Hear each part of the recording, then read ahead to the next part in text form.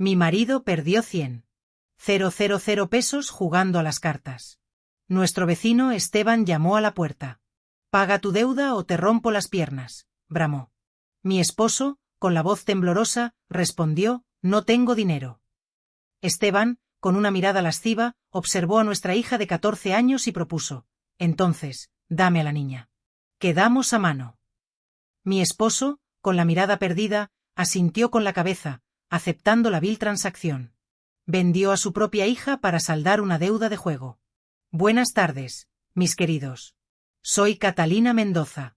Tengo 70 años y nací aquí, en Morelia, Michoacán, una ciudad hermosa conocida por su arquitectura colonial, su comida tradicional y, desafortunadamente, también por los secretos oscuros que las familias guardan tras puertas cerradas, ya sea por vergüenza o por miedo. Estoy sentada en mi pequeña sala, rodeada de las pocas cosas que logré salvar cuando tuve que huir de mi propia casa hace 15 años. Detrás de mí pueden ver mi mesa de planchar. Aún trabajo lavando y planchando ropa para las familias del barrio. Es un trabajo honesto que nos ha mantenido a mí y a mi hija desde que escapamos de aquel infierno. En esa pared está la fotografía que más valoro, mi hija, radiante, el día de su graduación de preparatoria hace 2 años. Tiene 29 años ahora. Trabaja como maestra en una escuela primaria en Guadalajara. Está viva, está libre, está prosperando. Pero hubo un momento, hace 15 años, cuando pensé que la perdería para siempre, no ante la muerte, sino ante algo mucho peor. La historia que voy a contarles hoy no trata sobre violencia doméstica tradicional, aunque eso también estaba presente en mi matrimonio, sino sobre cómo la adicción al juego de mi esposo nos arrastró a un lugar tan oscuro que estuvo dispuesto a intercambiar a su propia hija como si fuera una propiedad, como si fuera ganado que se vende al mejor postor. En Michoacán, especialmente en las colonias más humildes de Morelia, existe una cultura arraigada de juegos de azar clandestinos, palenques de gallos, juegos de cartas, apuestas deportivas ilegales. Los hombres se reúnen en casas particulares o locales escondidos, apuestan dinero que no tienen, y cuando pierden, y siempre terminan perdiendo, los prestamistas cobran de maneras que la ley jamás permitiría. Mi esposo, Raúl, cayó en ese mundo hace muchos años. Al principio eran apuestas pequeñas, 50 pesos aquí, 100 allá. Decía que era solo entretenimiento, una manera de socializar con los vecinos después del trabajo. Yo, ingenua, creí que podía controlar su problema. Creí que si trabajaba más duro, si lavaba más ropa, si ahorraba cada peso, podría compensar sus pérdidas. Pero la adicción al juego no funciona así. Cuanto más pierdes, más apuestas, convencido de que la próxima vez recuperarás todo. Es un ciclo sin fin que destruye familias, y la mía no fue la excepción. Antes de continuar con esta historia tan difícil, quiero pedirles algo de corazón. Si creen que las adicciones destruyen familias tanto como la violencia física, si piensan que ningún padre debería usar a sus hijos como moneda de cambio, denle me gusta a este vídeo y suscríbanse al canal Relatos de Abuelos. Cada suscripción ayuda a que estas historias lleguen a familias que tal vez están viviendo situaciones similares. Y cuéntenme en los comentarios, ¿han visto cómo las deudas de juego destruyen familias en sus comunidades? ¿Conocen casos donde personas fueron usadas como pago? Su testimonio puede ayudar a otros a reconocer las señales de peligro. Déjenme llevarlos a marzo de 2010, cuando yo tenía 55 años y mi hija Lucía acababa de cumplir 14. Vivíamos en una casa modesta en la colonia Villas del Pedregal, 2 recámaras pequeñas, cocina, sala y un patiecito donde yo lavaba la ropa de mis clientes. No era mucho, pero era nuestro hogar. Raúl tenía 57 años y trabajaba como albañil. Cuando había trabajo, cada vez más frecuentemente llegaba a casa diciendo que no hubo jornada hoy o que el patrón no pagó. Yo sospechaba que la verdad era que pasaba las tardes jugando cartas en lugar de buscar trabajo. Nuestro vecino Esteban vivía 3 casas más abajo en la misma calle. Era un hombre de unos 50 años, gordo, con bigote grueso y ojos que siempre me hicieron sentir incómoda. Decían en el barrio que era prestamista, que daba dinero a intereses altísimos y que cobraba de maneras violentas cuando no le pagaban. «No te metas con Esteban», me advirtió una vez mi comadre Rosa. «Le debe dinero mucha gente del barrio. Algunos perdieron sus casas, otros perdieron más que eso». «¿Qué quieres decir con más que eso?», pregunté, con un nudo en la garganta. Rosa bajó la voz, como si temiera ser escuchada. «Dicen que acepta otros pagos. Trabajo forzado, propiedades, lo que sea de valor que tengas. Y la policía. La policía no se mete con Esteban. Está conectado con gente peligrosa». Yo me prometí a mí misma que mi familia jamás tendría nada que ver con ese hombre, pero las promesas que hacemos a veces se rompen por circunstancias fuera de nuestro control.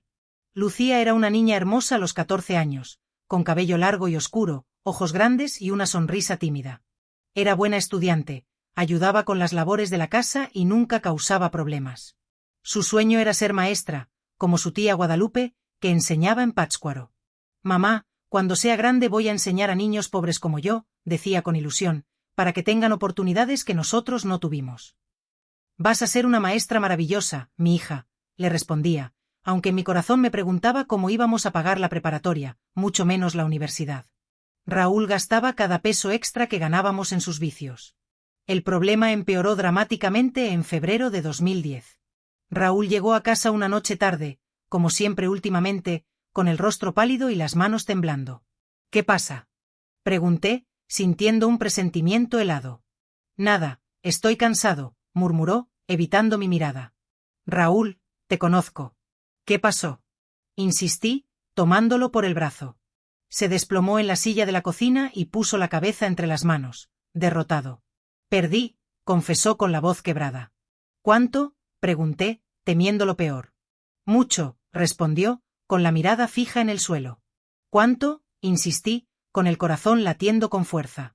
000 pesos, soltó finalmente, como si fuera una sentencia. El mundo se detuvo. 000 pesos. Era más dinero del que ganaríamos en 2 años trabajando honestamente. ¿Cómo es posible? ¿De dónde sacaste 100? ¿000 pesos para apostar?, pregunté, incrédula. No los tenía. Esteban me prestó. Dijo que estaba seguro de que iba a ganar. La pelea de gallos estaba arreglada, pero algo salió mal, explicó, con la voz temblorosa. Sentí como si me hubieran golpeado en el estómago. Le 200. 000 pesos a Esteban? Pregunté, sintiendo la sangre helarse en mis venas. Sí, respondió, con la mirada perdida. ¿El Esteban que rompe piernas cuando no le pagan?, pregunté, con la voz apenas audible. Sí, asintió, con la cabeza gacha. ¿El Esteban que tiene conexiones con el crimen organizado?, pregunté, sintiendo un miedo paralizante. Sí, confirmó, con un hilo de voz. Me levanté temblando de rabia y miedo. ¿En qué estabas pensando?, le grité, con lágrimas en los ojos. Pensaba que iba a ganar. Pensaba que podríamos salir de nuestras deudas, comprarte una lavadora, mandar a Lucía a una buena escuela, se justificó, con la voz temblorosa. ¿Y ahora qué vamos a hacer?, pregunté, sintiendo el abismo abrirse bajo mis pies. No sé. Tengo una semana para pagarlo, respondió, derrotado. No tenemos 100. 000 pesos. No tenemos ni 10. 000, exclamé, desesperada. Lo sé, reconoció, con la mirada fija en el suelo. Entonces, ¿qué va a pasar cuando Esteban venga a cobrar?, pregunté, con el corazón latiendo con fuerza. Raúl no respondió, solo siguió con la cabeza entre las manos, un hombre quebrado por su propia estupidez. Durante los siguientes días vivimos en un estado constante de terror. Cada golpe en la puerta me hacía saltar del susto. Cada vez que veía a Esteban en la calle, mi corazón se aceleraba. Intenté vender todo lo de valor que teníamos, mi televisor viejo, nuestros muebles, hasta mi máquina de coser, que usaba para arreglar ropa. Todo junto no sumaba ni 20. 000 pesos. No es suficiente, dijo Raúl, con la mirada perdida. Esteban quiere los 100. 000 completos, más intereses. Ahora son 120. ¿Cómo subió en una semana?, pregunté, incrédula. Cobra 20% de interés semanal. Es su tarifa estándar, explicó, con la voz apagada. Eso es usura. Eso es inaceptable, exclamé, indignada. Es lo que acepta todo el mundo que le pide prestado. No hay opción, respondió, con la mirada fija en el suelo. Fui con mi familia, mis hermanos, mis padres ancianos, mis primos. Pedí prestado, rogué, supliqué, y conseguí reunir otros 15. 000 pesos. En total, teníamos 35. No era ni la mitad de lo que debíamos. El 7º día, Esteban vino a nuestra casa. Tocó la puerta a las 8 de la noche, justo cuando estábamos cenando. Lucía estaba en la mesa, haciendo tarea. Raúl palideció cuando vio quién era. Buenas noches, vecino, dijo Esteban, entrando sin esperar invitación. Traía 2 hombres con él, tipos grandes con cicatrices y expresiones duras. Raúl tartamudeó, tratando de disimular su temor. Esteban. Te iba a buscar mañana. Mañana ya pasó el plazo. Hoy es el 7º día. ¿Tienes mi dinero? Preguntó Esteban, con una sonrisa cruel. Tengo parte.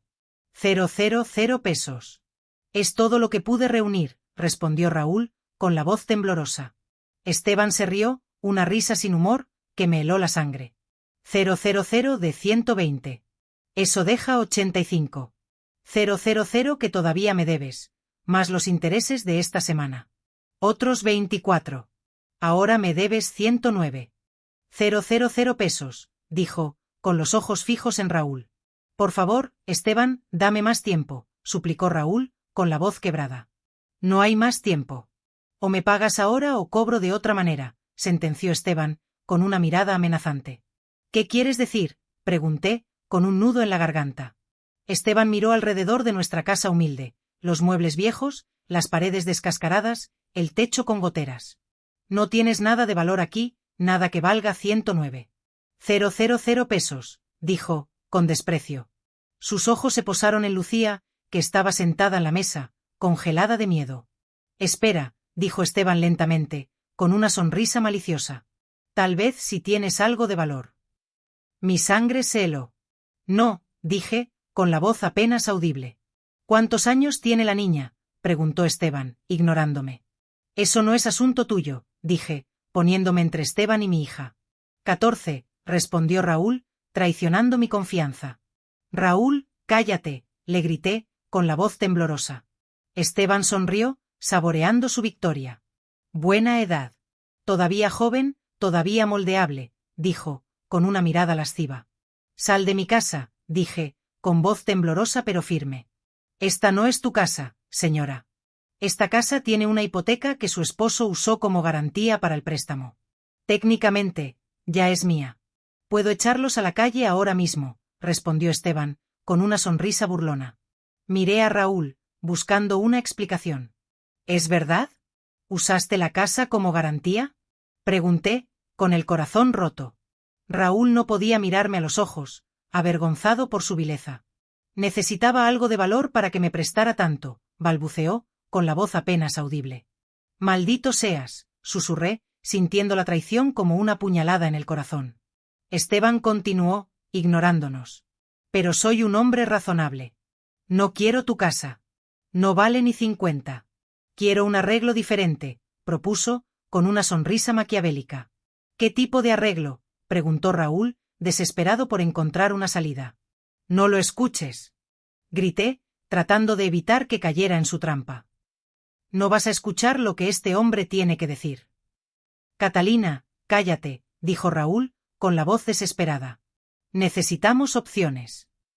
La opción es simple, dijo Esteban, con una mirada fría y calculadora. La niña viene conmigo por 60 días. Trabaja en mi casa, limpieza, cocina, lo que necesite. Al final de los 60 días, la deuda queda cancelada. Absolutamente no, dije, con la voz temblorosa pero firme. Pero Raúl, Dios me perdone, Raúl dijo, solo 60 días. 60 días, confirmó Esteban, con una sonrisa triunfal. Después la devuelvo. Deuda pagada. Todos felices. Queridos míos, si alguna vez han visto a un padre considerar vender a su hijo para pagar deudas, si entienden que la adicción puede llevar a la gente a traicionar a su propia familia, compartan este vídeo. Los prestamistas depredadores cuentan con nuestra desesperación. Suscríbanse para escuchar cómo detuve este horror y salvé a mi hija. Raúl, si permites esto, te juro por Dios que te mato yo misma, le dije, mirándolo directo a los ojos, llena de furia y desesperación. Catalina, no tenemos opción, respondió, con la voz temblorosa. Siempre hay opción, le repliqué, con lágrimas en los ojos.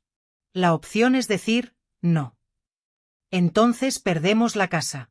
Quedamos en la calle. Mejor en la calle que vender a nuestra hija. Esteban interrumpió, con una sonrisa burlona. No es vender, es un acuerdo temporal. 60 días de trabajo como criada interna. Nada más, dijo, tratando de minimizar su vileza.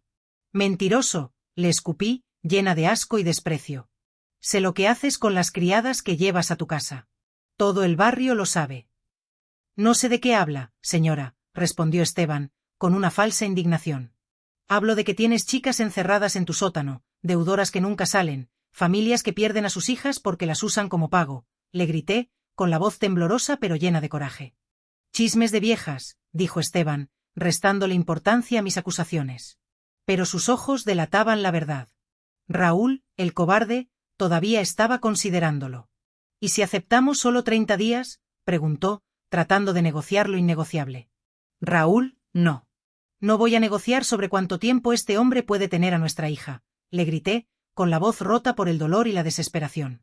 60 días o nada, dijo Esteban firmemente, dejando claro que no cedería. O aceptas o mañana dos cosas pasan, pierden la casa y le rompo las piernas a tu esposo. Tú decides, señora. Miré a mi hija, mi Lucía, sentada en la mesa, con lágrimas corriendo por su rostro aterrorizado. Miré a mi esposo, el hombre con quien me casé hace 25 años, el hombre que prometió proteger a nuestra familia, ahora dispuesto a sacrificar a su propia hija por sus errores. Denme hasta mañana, dije finalmente, cediendo ante la presión, solo para ganar tiempo. Tienen hasta mañana al mediodía, dijo Esteban, con una sonrisa cruel. Después vengo con mis hombres, o traigo papeles para que la niña firme o traigo bates de béisbol. Ustedes eligen. Salió con sus matones, dejándonos sumidos en un silencio sepulcral. En el silencio que siguió supe que tenía menos de 16 horas para salvar a mi hija. Esa noche, después de que Raúl se durmió, el cobarde pudo dormir, ajeno a la tormenta que se desataba en mi interior, fui al cuarto de Lucía. Mi hija, susurré, despertándola suavemente. Mamá, tengo miedo, dijo, con la voz temblorosa. Yo también, mi amor, pero no voy a dejar que ese hombre te lleve. ¿Me entiendes? Le dije, con la voz llena de determinación. ¿Qué vamos a hacer? Preguntó, con la mirada llena de angustia. Vamos a irnos esta noche, las dos solas. ¿A dónde? No sé. Lejos. A cualquier lugar donde Esteban no pueda encontrarnos, le expliqué, sintiendo el peso de la responsabilidad sobre mis hombros. ¿Y papá? Preguntó, con la voz apenas audible. Miré hacia el cuarto donde mi esposo dormía, el hombre que había estado dispuesto a entregar a su hija como pago. Tu padre hizo su elección. Nosotras hacemos la nuestra, le dije, con la voz llena de tristeza y decepción. ¿Cuándo nos vamos? Preguntó, con la mirada fija en mí. En 2 horas. A las 4 de la mañana. Empaca solo lo esencial, ropa, documentos, el dinero que tengas escondido.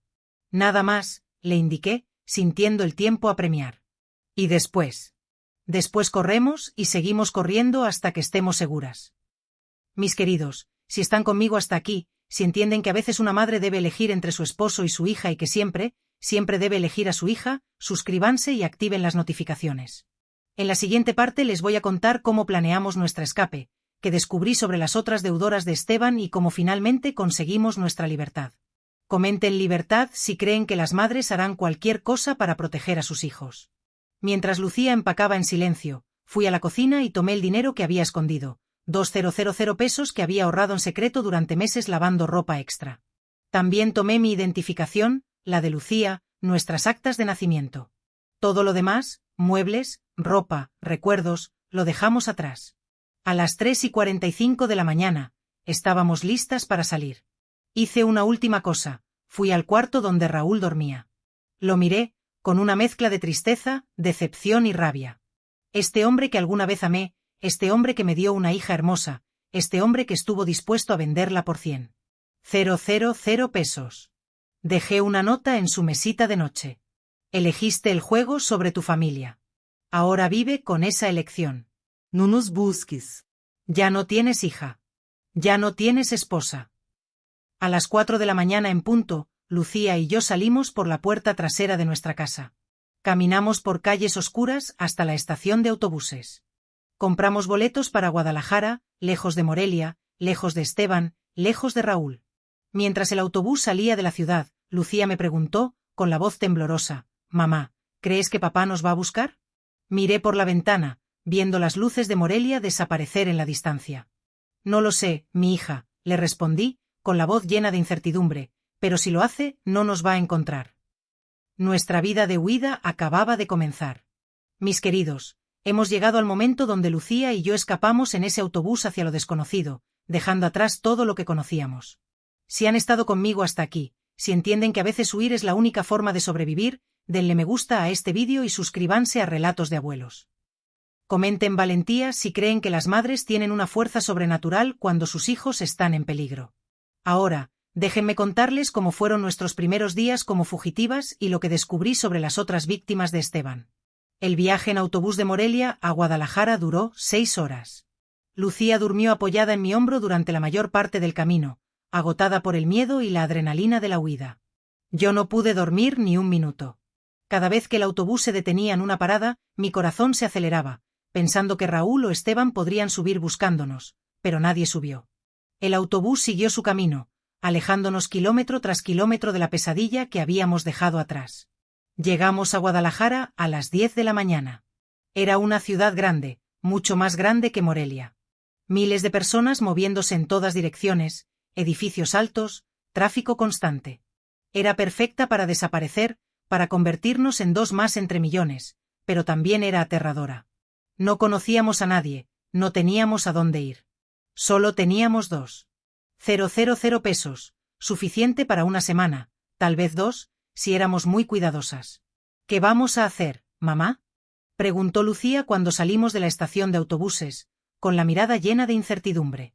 Primero, encontrar un lugar seguro para quedarnos. Después, buscar trabajo y escuela. Después nos preocupamos por eso. Primero necesitamos sobrevivir, le respondí, sintiendo el peso de la responsabilidad sobre mis hombros. Caminamos por el centro de Guadalajara hasta encontrar una casa de huéspedes barata, un edificio viejo con habitaciones pequeñas que se rentaban por semana. La dueña, una señora de unos 60 años llamada Conchita, nos miró con desconfianza. ¿Madre e hija?, preguntó, con la mirada escrutadora. Sí, sin esposo. Mi esposo murió, mentí, sintiendo el peso de la culpa sobre mis hombros. Era más fácil que explicar la verdad. ¿Tienen trabajo?, preguntó, con la mirada fija en mí. Todavía no. Acabamos de llegar de Morelia, pero soy lavandera. Puedo lavar y planchar ropa. Soy muy buena, me ofrecí, tratando de convencerla. Conchita nos estudió por un momento largo, con la mirada llena de desconfianza. 200 pesos por semana por adelantado. El cuarto es pequeño, una cama, un baño compartido al final del pasillo. Sin cocina, dijo finalmente, con la voz áspera. Lo tomamos, respondí, sin dudarlo.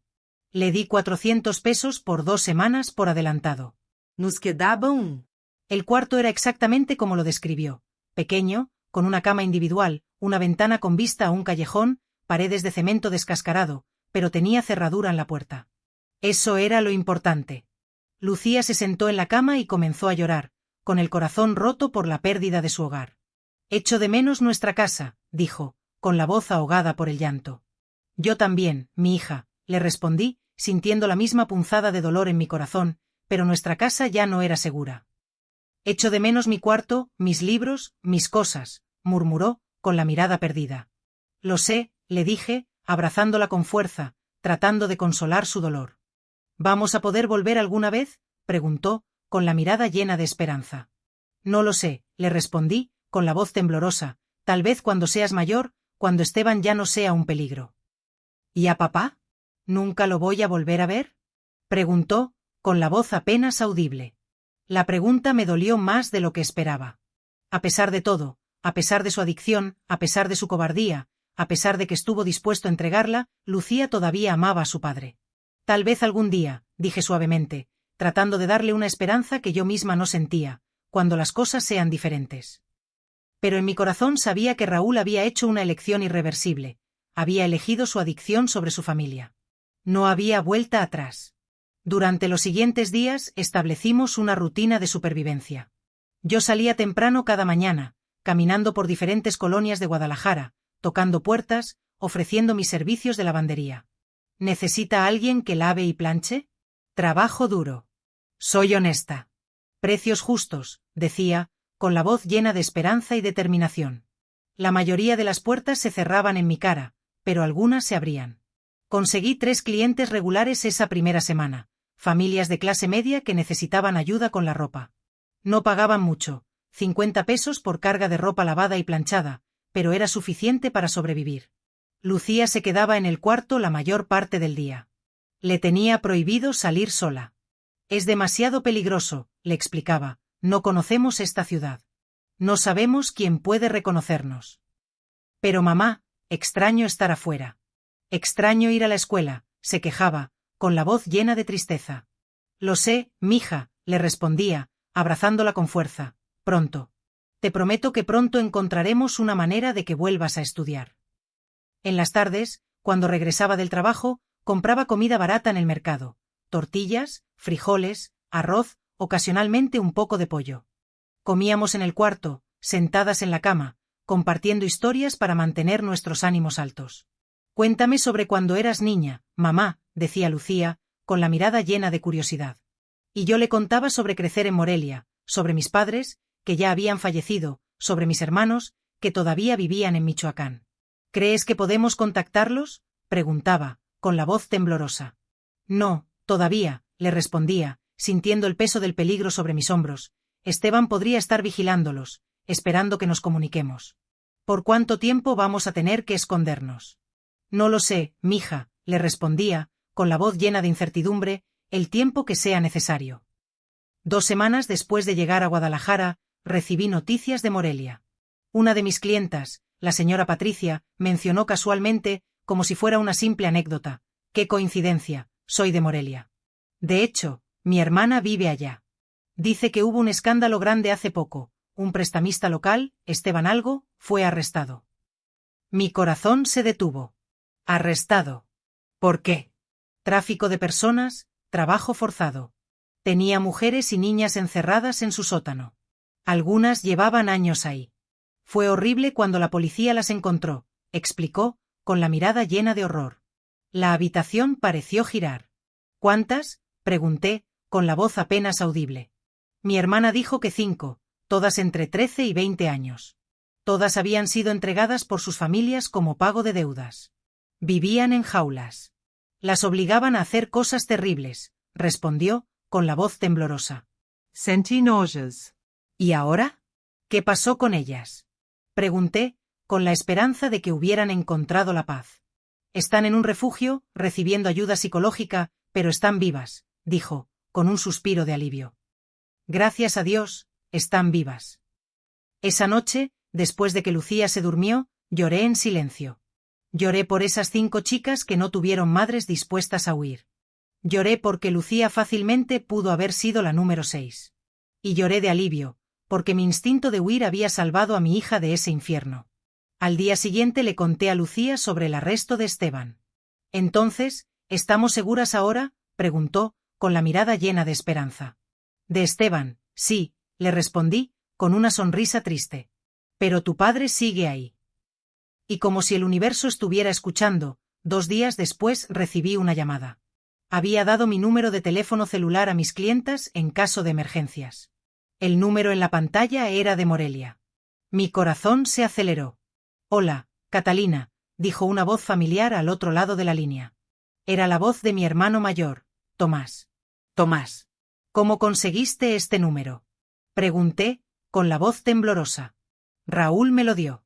Está desesperado buscándolas, respondió, con la voz llena de preocupación. No voy a volver, dije, con la voz firme. No te estoy llamando para convencerte de volver.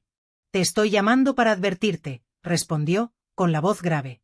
¿Advertirme sobre qué?, pregunté, sintiendo un presentimiento helado. Raúl está furioso. Dice que lo traicionaste, que te llevaste a su hija sin su permiso. Está hablando con un abogado sobre presentar cargos de secuestro, dijo, con la voz temblorosa. Secuestro es mi hija, exclamé, con la voz llena de indignación. Lo sé, hermana, pero legalmente, como padre, él tiene derechos también. Y está usando eso para presionarte a volver, respondió, con la voz llena de tristeza. Queridos míos, si alguna vez han huido de una situación peligrosa solo para descubrir que el peligro la sigue persiguiendo, si entienden que los sistemas legales a veces protegen a los abusadores más que las víctimas, compartan este vídeo. La justicia no siempre llega rápido. Suscríbanse para escuchar cómo enfrenté las amenazas legales de Raúl y lo que pasó cuando finalmente nos encontró. ¿Qué quiere Raúl?, pregunté, tratando de mantener la voz calmada. Quiere que vuelvas. Dice que fue un malentendido, que nunca iba a dejar que Esteban se llevara a Lucía, respondió, con la voz llena de incredulidad. Mentira. Yo estuve ahí, escuché la conversación. Estaba considerándolo, exclamé, con la voz llena de rabia. Lo sé, hermana, te creo. Pero Raúl está pintando una historia diferente. Dice que tú exageraste, que entraste en pánico sin razón, que ahora Lucía está en peligro contigo porque no tienes recursos para cuidarla apropiadamente, explicó, con la voz llena de preocupación. Tengo trabajo. Tenemos un lugar seguro para vivir, le respondí, defendiendo mi derecho a proteger a mi hija. ¿Dónde están?, preguntó, con la voz temblorosa. No te lo puedo decir, Tomás. Eres mi hermano. No se lo voy a decir a Raúl. No puedo arriesgarme, le expliqué, sintiendo el peso del peligro sobre mis hombros. Tomás suspiró, resignado. Está bien, entiendo, pero necesitas saber. Raúl no es la única amenaza.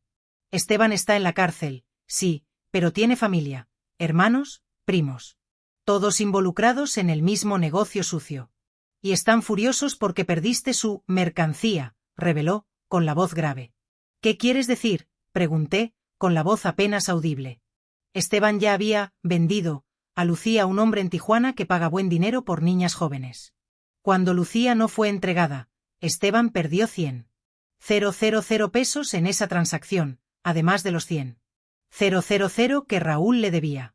Su familia quiere recuperar ese dinero.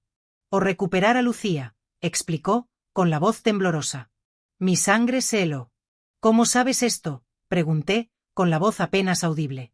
Porque uno de los primos de Esteban vino a mi casa preguntando por ti. Le dije que no sabía nada. Pero Catalina, estos hombres son peligrosos. Tienen conexiones en todo Michoacán. Tal vez más allá, advirtió, con la voz llena de preocupación. ¿Qué debo hacer?, pregunté, sintiendo el miedo paralizarme. Mantente escondida.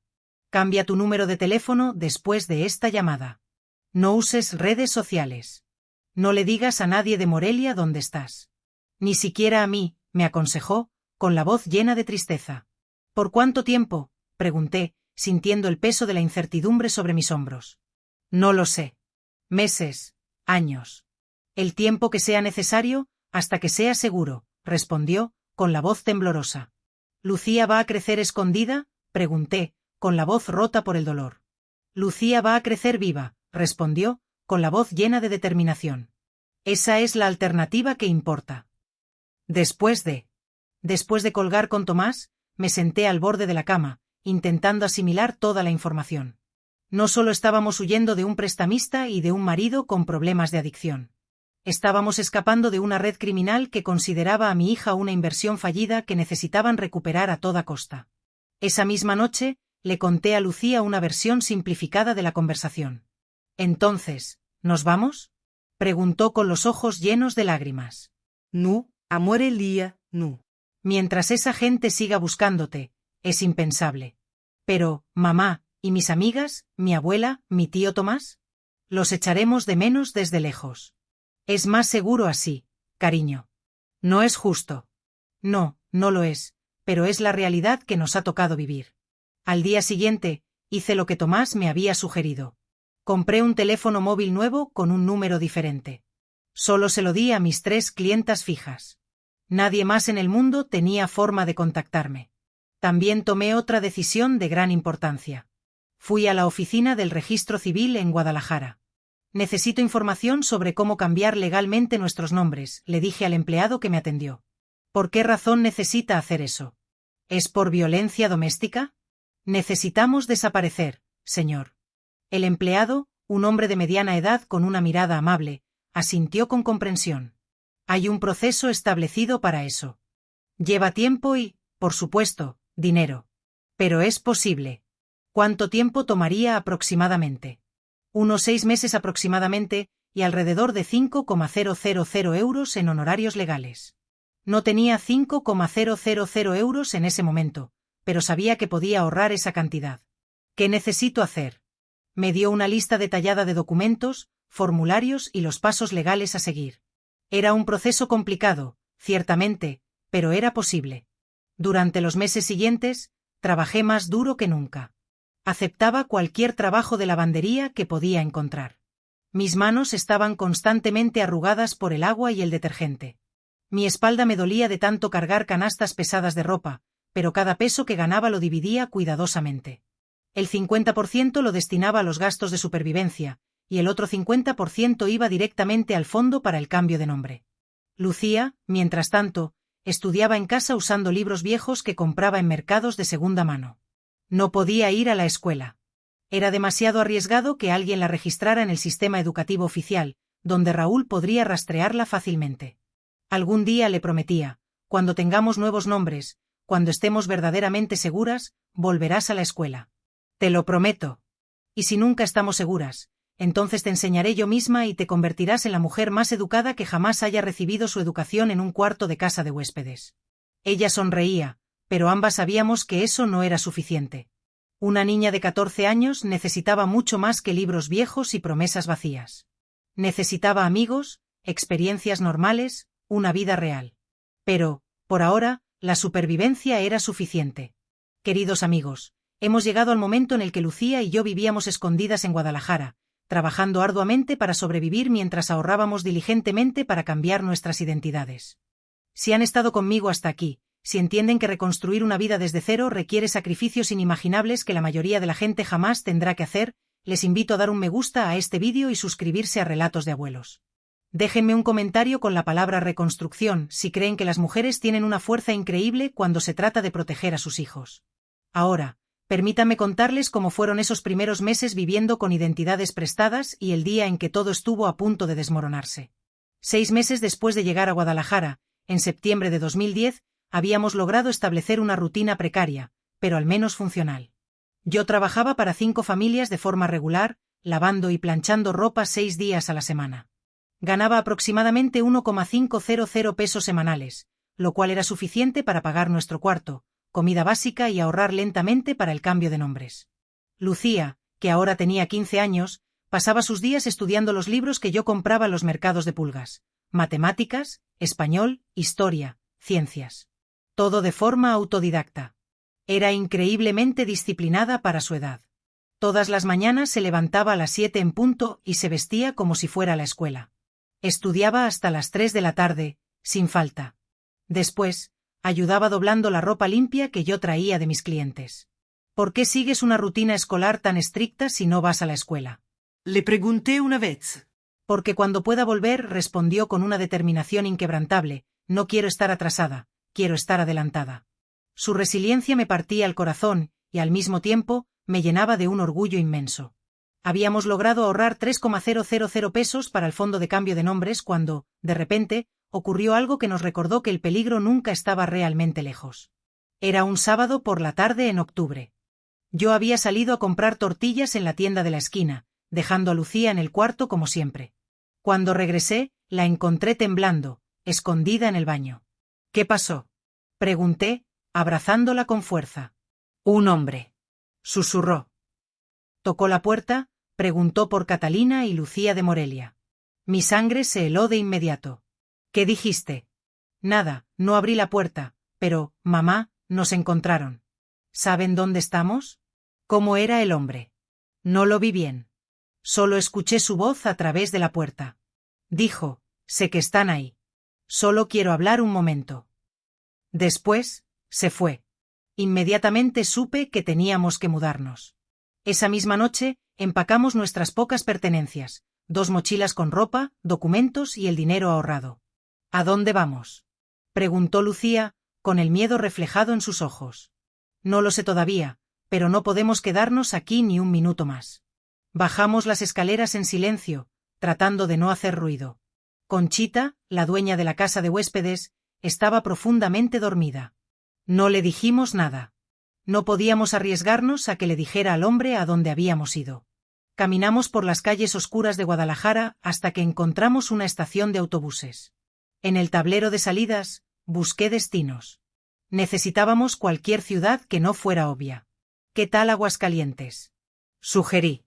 Es una ciudad mediana, ni demasiado grande ni demasiado pequeña. ¿Conocemos a alguien allí? No, y ese es el punto. Nadie nos conoce allí tampoco.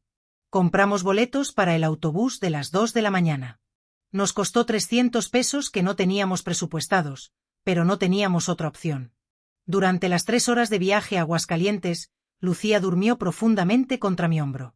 Yo permanecí despierta, en estado de alerta, observando cada rostro en el autobús, preguntándome si alguno de ellos podría ser un sicario enviado por la familia de Esteban.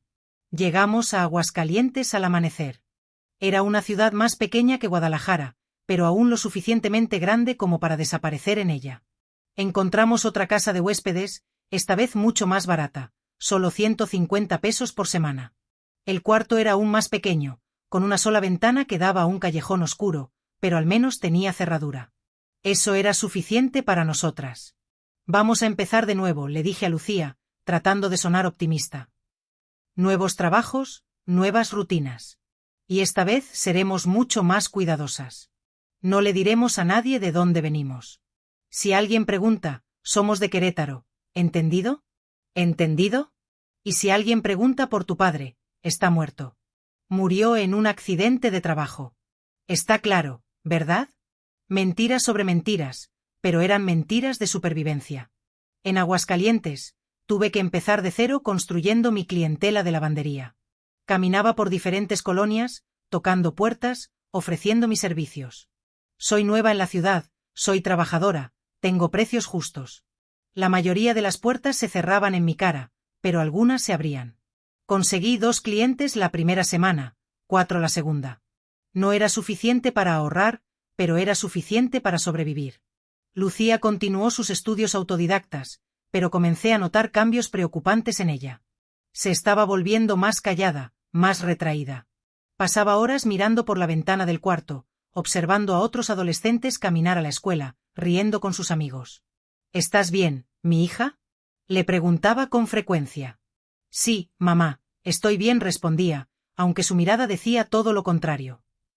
Solo extraño tener amigas. Extraño ser normal. Lo sé, mi amor, y lo siento mucho. Cuando tengamos nuevos nombres. Mamá, llevamos diciendo cuando tengamos nuevos nombres durante meses. ¿Realmente va a pasar o voy a pasar el resto de mi vida escondida en cuartos de casas de huéspedes? Era una pregunta justa, una pregunta que yo también me hacía en las noches cuando no podía conciliar el sueño. Va a pasar, prometí, aunque no estaba segura de creerlo yo misma. Te lo prometo. 2 meses después de llegar a Aguascalientes, en diciembre de 2010, recibí noticias totalmente inesperadas. Una de mis clientas, la señora Enriqueta, me mencionó que su esposo trabajaba en el registro civil. Estaba comentándole sobre usted, me dijo mientras yo doblaba su ropa. Le di mucha lástima, una mujer trabajadora que llegó sola con su hija. Dijo que si alguna vez necesita ayuda con papelería o documentos, él conoce atajos. ¿Qué tipo de atajos? Pregunté con cautela. Bueno, él no lo dijo explícitamente, pero entiendo que a veces hay maneras de acelerar procesos. Por un precio, claro. Mi corazón comenzó a latir más rápido. ¿Qué tipo de procesos? No lo sé exactamente, pero si está interesada, puedo darle su número. Esa noche llamé al esposo de la señora Enriqueta, un hombre llamado Óscar. Le expliqué mi situación, aunque omití detalles específicos sobre Esteban y la deuda. Necesito cambiar nuestros nombres legalmente. El mío y el de mi hija, por seguridad. Por violencia doméstica, digamos. Entre otras cosas, entiendo. El proceso legal normal toma 6 meses y cuesta alrededor de 5,000 pesos.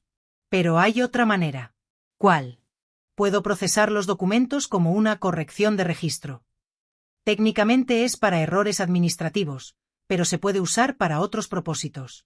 Toma 2 semanas. ¿Y cuánto cuesta? 3,000 pesos.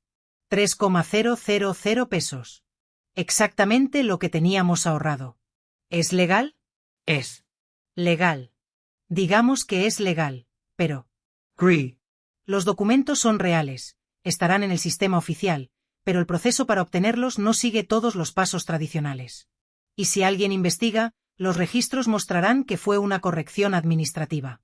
A menos que alguien examine muy de cerca, no notarán nada inusual. Era arriesgado, lo sabía, pero también era nuestra mejor, y tal vez única, opción. Lo hago, dije con firmeza. ¿Qué necesita? Sus identificaciones actuales, actas de nacimiento y una foto reciente de cada una. Y elijan sus nuevos nombres. Esa noche, Lucía y yo nos sentamos en nuestro pequeño cuarto con un trozo de papel y un lápiz. ¿Qué nombres queremos?, preguntó ella, mordisqueando la punta del lápiz. Algo común, nada que llame demasiado la atención. ¿Qué tal Patricia?, sugirió. Siempre me ha gustado ese nombre. Patricia es bonito. Patricia. Patricia Sandoval. Y yo seré Rosa, Rosa Sandoval. Madre e hija. Practiqué el nombre en mi lengua, Rosa Sandoval. Se sentía extraño, pero también liberador. Catalina Mendoza, la mujer que había sido, desaparecería para siempre. Rosa Sandoval, la mujer que sería, no tendría pasado, solo futuro. 2 semanas después, Óscar nos entregó nuestros nuevos documentos, actas de nacimiento con nuestros nuevos nombres, nuevas identificaciones oficiales. En el papel, Catalina y Lucía Mendoza ya no existían. Bienvenidas a su nueva vida, dijo Óscar con una sonrisa triste. Úsenla bien, queridas mías. Si alguna vez han tenido que reinventarse por completo, si han tenido que dejar atrás quienes eran para convertirse en alguien nuevo, les invito a compartir este vídeo. La identidad es mucho más que un nombre en un papel. Suscríbanse para escuchar cómo vivimos como Rosa y Patricia. Y el día en que nuestro pasado finalmente nos alcanzó con nuestras nuevas identidades, qué importantes decisiones tuvimos que tomar. Primero, nos mudamos otra vez, esta vez a una pequeña ciudad cerca de Aguascalientes llamada Calvillo. Era aún más pequeña, más tranquila, el tipo de lugar donde la gente no hace demasiadas preguntas. Segundo, inscribí a Patricia, ya no Lucía, en la escuela preparatoria local. Usando su nueva acta de nacimiento, no hubo ningún problema. La directora ni siquiera preguntó por qué nos habíamos mudado. Bienvenida a la preparatoria Calvillo, le dijo a Patricia con una sonrisa. Esperamos que te sientas como en casa aquí. Ver a mi hija, a Patricia, ponerse su uniforme escolar por primera vez en casi un año me hizo llorar. Era un paso crucial hacia la normalidad que creía que nunca lograríamos alcanzar. ¿Cómo me veo, mamá?, preguntó, girando para mostrarme el uniforme. Como una estudiante normal, mi amor. Como siempre debiste verte. Su primer día de escuela fue aterrador para ambas. Le había advertido, no menciones Morelia, no menciones a tu padre. Si alguien pregunta, somos de Querétaro, tu papá murió, vivimos solas. Lo sé, mamá. Ya me lo has dicho 1000 veces. Solo necesito que estés segura. Estoy segura. Cuando regresó de la escuela ese primer día, estaba radiante. Hice 2 amigas. Se llaman Sofía y Daniela. Son muy amables. Me invitaron a estudiar con ellas mañana. Ver su felicidad me recordó porque todo, la huida, las mentiras, los trabajos agotadores, había valido la pena. Durante los meses siguientes, establecimos una vida relativamente normal en Calvillo. Yo trabajaba lavando ropa. Patricia iba a la escuela. Los fines de semana, a veces caminábamos al mercado juntas o veíamos películas en el cuarto que rentábamos. ¿Sabes qué, mamá?, me dijo una noche. Casi se siente como si fuéramos personas normales. Somos personas normales, mi amor. No me refiero a eso. Quiero decir, como si nunca hubiera pasado todo aquello. Como si siempre hubiéramos sido Rosa y Patricia de Querétaro. ¿Eso es bueno o malo? Bueno, creo que significa que estamos sanando. Pero la sanación nunca es lineal, mi amor, y el pasado nunca está tan lejos como queremos creer. Queridos amigos, hemos llegado al momento en que finalmente habíamos construido una vida nueva como Rosa y Patricia, pero el pasado nunca desaparece por completo. Si han estado conmigo hasta aquí, si entienden que la paz siempre es frágil cuando vives con secretos, les invito a darle un me gusta a este vídeo y suscribirse a Relatos de Abuelos. Dejen un comentario con la palabra pasado si creen que nuestros errores siempre nos persiguen. Ahora, permítanme contarles cómo nuestro mundo casi se derrumba cuando alguien de Morelia apareció inesperadamente en Calvillo. Era mayo de 2011, casi un año después de nuestra huida de Morelia. Patricia, ya me había acostumbrado a llamarla por su nuevo nombre, estaba terminando su primer año de preparatoria. Sus calificaciones eran excelentes, tenía un pequeño grupo de amigas, y, finalmente, parecía una adolescente normal de 16 años en lugar de una fugitiva viviendo con miedo constante. Yo había expandido mi negocio de lavandería. Ahora tenía 8 clientes regulares en Calvillo y ganaba aproximadamente 2,000 pesos por semana, lo cual era suficiente para rentar un pequeño departamento de un dormitorio en lugar del cuarto de casa de huéspedes. No era lujoso, pero era nuestro. Por primera vez en un año, teníamos una cocina propia, un baño privado, un espacio que podíamos llamar hogar. «Mamá, ¿podemos pintar las paredes?», preguntó Patricia una tarde. «Este color beige es tan triste. ¿De qué color quieres pintarlas?». «Azul claro, como el cielo, para que se sienta más espacioso». Compramos pintura con nuestros ahorros y pasamos un fin de semana entero pintando juntas. Cuando terminamos, el pequeño departamento se sentía transformado, más brillante, más alegre, mucho más como un verdadero hogar. «Esto se siente permanente», dijo Patricia, admirando nuestro trabajo. «Como si realmente viviéramos aquí, no solo escondiéndonos. Es porque estamos viviendo aquí, mi amor. Esta es nuestra vida ahora. ¿Crees que alguna vez podremos dejar de mirar por encima del hombro?». Algún día, prometí, aunque yo misma aún verificaba cada rostro en la calle, aún me sobresaltaba cuando alguien tocaba la puerta inesperadamente. La vida continuó en su ritmo tranquilo hasta aquel martes de mayo que cambió todo. Patricia había salido temprano para la escuela. Yo estaba en casa doblando ropa limpia cuando escuché un toque firme en la puerta. Mi primer instinto, como siempre, fue de pánico, pero me recordé a mí misma: somos Rosa y Patricia ahora. Nadie nos está buscando. Abrí la puerta. Del otro lado estaba un hombre de unos 35 años, bien vestido, con un maletín en la mano. «¿Rosa Sandoval?», preguntó. «Sí, ¿en qué puedo ayudarlo?». «Mi nombre es Óscar Delgado. Soy abogado de Morelia, Michoacán». Mi corazón se detuvo por un instante. «Morelia. Estoy buscando a Catalina Mendoza y a su hija Lucía. Tengo información de que pueden estar viviendo en esta área bajo nombres diferentes». Traté de mantener mi rostro lo más neutral posible. «No conozco a nadie con esos nombres, señor. No estoy aquí para causarle problemas. De hecho, traigo buenas noticias. El esposo de la señora Mendoza, Raúl Mendoza, falleció hace 3 meses. Dejó una pequeña herencia. Estoy tratando de localizar a su viuda e hija para entregarles los fondos». Raúl estaba muerto. La información me golpeó como un puñetazo. Sentí una mezcla confusa de alivio, tristeza y sospecha. «¿Cómo murió?», pregunté antes de poder detenerme. El abogado me estudió cuidadosamente. «Problemas con el hígado, relacionados con el alcoholismo». «¿La conoce, señora Sandoval?». «Escuché sobre ella. Del vecindario anterior». «Ya veo. Bueno, si por casualidad tiene información sobre dónde podría estar, aquí está mi tarjeta. Hay aproximadamente 50,000 pesos esperando ser reclamados». Tomé la tarjeta con manos temblorosas. Después de que se fue, me senté en el sofá, intentando procesar todo. Raúl estaba muerto. El hombre que me había traicionado, que había estado dispuesto a vender a su propia hija por una deuda de juego, ya no era una amenaza. Pero, ¿cómo había encontrado el abogado nuestro rastro hasta Calvillo? ¿Y era realmente un abogado o una trampa? Cuando Patricia regresó de la escuela, le conté todo. «¿Papá murió?», susurró, con las lágrimas comenzando a caer.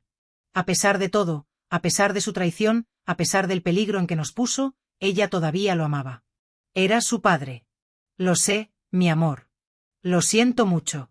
¿Podemos ir al funeral?». «Ya pasó, mi vida. Fue hace 3 meses.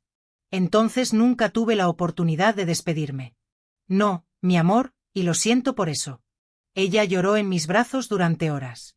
Lloró por el padre que tuvo, por el padre que podría haber sido, por la relación que nunca podría sanar ahora. «¿Y la herencia?», preguntó finalmente. «¿50,000 pesos? Eso es mucho dinero, mamá. Es una trampa». «¿Cómo lo sabes?». «Porque Raúl nunca tuvo 50,000 pesos en su vida. Si los hubiera tenido, los habría gastado en el juego». «Entonces, ¿qué hacemos?». «Nada.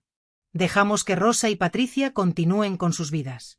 Catalina y Lucía permanecen muertas». Pero la visita del abogado me perturbó profundamente.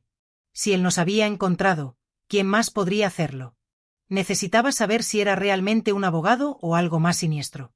Al día siguiente, llamé al número que aparecía en la tarjeta desde un teléfono público. Una recepcionista respondió: «Bufete Delgado y Asociados». «¿En qué puedo ayudarle?». «Habla Rosa Sandoval. El licenciado Delgado me visitó ayer». «Ah, Sí. Un momento, por favor. Cuando Óscar Delgado tomó la línea, fui directa al grano. ¿Cómo me encontró? Investigación privada. Tenemos acceso a bases de datos, cambios de domicilio, registros escolares, servicios públicos. Su hija se inscribió en la preparatoria local. Eso dejó un rastro. ¿Quién lo contrató? El hermano de Raúl Mendoza. Tomás Mendoza. Él es quien está administrando la herencia. Tomás, mi cuñado, el mismo que me había advertido sobre la familia de Esteban meses atrás. ¿Puedo hablar con él? Pregunté. Por supuesto. ¿Quiere que le pase su número? Sí, por favor. Esa tarde, desde el mismo teléfono público, llamé a Tomás. Respondió al tercer timbre. Hola, Tomás. Soy yo. Catalina. Dios mío, Catalina. ¿Dónde has estado? Te hemos buscado por todo el país. ¿Están bien? ¿Escondidas? ¿A salvo? Sí, estamos bien. ¿Es verdad que Raúl murió? Sí, hace 3 meses. El hígado finalmente dijo basta. Bebió hasta la muerte después de que ustedes se fueron. ¿Y la herencia de 50,000 pesos? Eso es un poco exagerado. Hay unos 15,000 pesos de su seguro de vida y de la venta de la casa. Pensé que si decía una cantidad mayor, estarías más motivada a salir de donde te escondes. ¿Por qué quieres que salga? Porque Lucía merece saber que su padre murió. Merece tener un cierre. ¿Y por qué dudó? ¿Por qué? ¿Por qué qué? Porque la familia de Esteban dejó de buscarlas. Esteban sigue en la cárcel, sentenciado a 20 años. Sus hermanos y primos fueron arrestados también. La red completa fue desmantelada. Ya no hay peligro, Catalina. ¿Pueden volver a casa? Casa, repetí amargamente. Ya no tenemos una casa en Morelia. Hemos construido una nueva aquí. ¿Dónde es? Aquí. No te lo puedo decir todavía. Necesito pensarlo. Está bien, pero Catalina, por favor, considera regresar. Al menos para el aniversario de la muerte de Raúl el próximo mes. La familia quiere hacer una misa conmemorativa. Lucía debería estar ahí. Después de colgar, me senté en una banca del parque cerca del teléfono público, intentando procesar toda la información. La amenaza había terminado. Esteban y su red estaban en prisión. Raúl estaba muerto. Técnicamente, éramos libres. ¿Pero libres para qué? ¿Para volver a Morelia y ser Catalina y Lucía otra vez?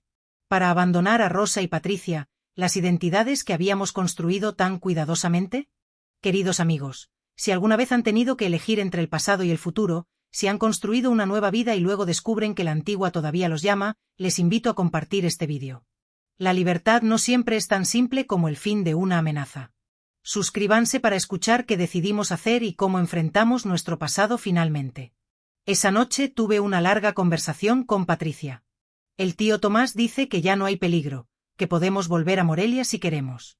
¿Quieres volver? Preguntó ella, mirándome fijamente. No lo sé. ¿Tú quieres? Tengo amigas aquí. Tengo una vida aquí. En Morelia. Sería la hija del hombre que intentó venderme. Todo el mundo lo sabría. Todo el mundo me miraría con lástima.